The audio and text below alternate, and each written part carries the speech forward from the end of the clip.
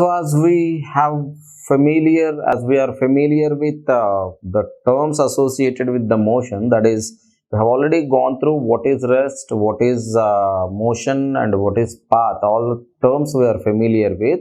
Now we'll just enter into the next concept called distance and displacement, because when a body is in motion, it is changing the positions. So when it changes the positions, definitely it is covering some distance. So what does it mean by a distance actually? That is our next concept. So for that, what I am going to do, I'm going to just give you the definition of the distance and displacement here.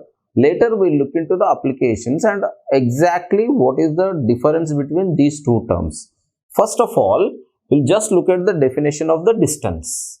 The actual path followed by a body during its motion is called distance. So you look at the diagram over here. See, as I have given the picture when I was defining the distance. Let us suppose a body is started at A and moving to B at next instant, then to C in the other instant. Likewise, it is spotted at different positions at different time instants. Now, if at all I join all these lines, so you will be getting a path.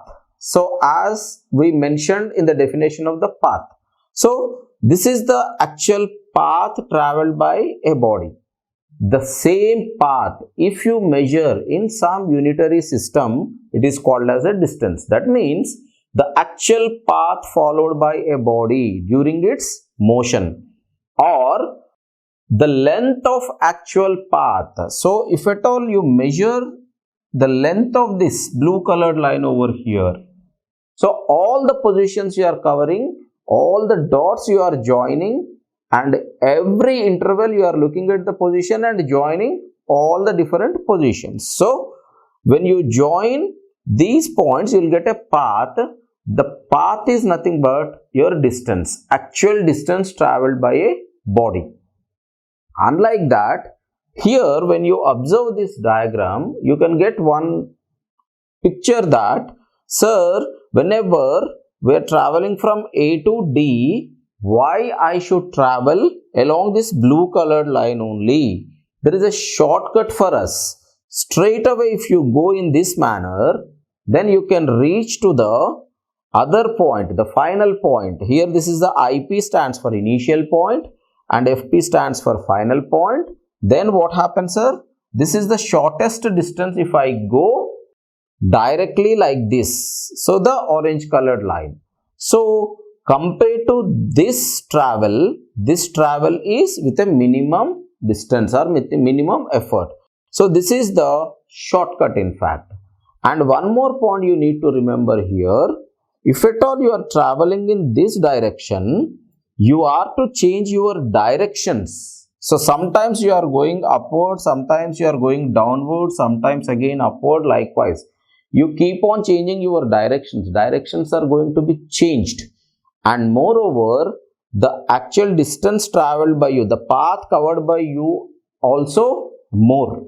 Unlike that, if you travel in this manner, you are traveling in a single distance, as well, single direction, as well as in a smaller length.